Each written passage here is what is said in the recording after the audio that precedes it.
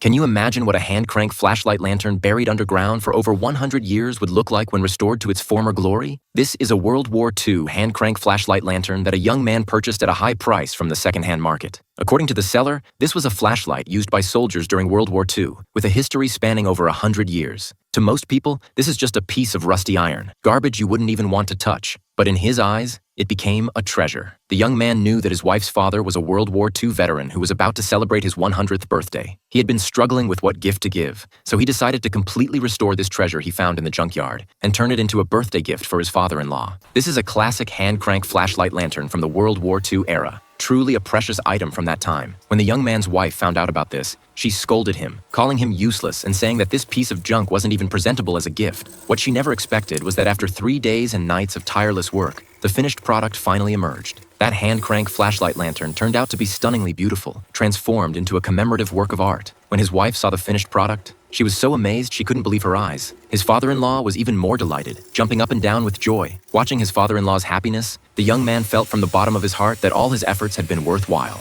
Now let's see how this classic hand-crank flashlight lantern was restored. The entire restoration process is incredibly satisfying to watch, though the work itself was extremely demanding. Can any friends identify what model this flashlight lantern is? Please let me know in the comments. Watching to the end will surely move you. Of course, likes and follows are free. These craftsmen continue to create their works with dedication. Getting up early and working late every day to produce content, it's truly not easy. I believe if you've watched this far, you won't be stingy with a free like. Your support is the greatest motivation for our continued creation. Thank you so very much.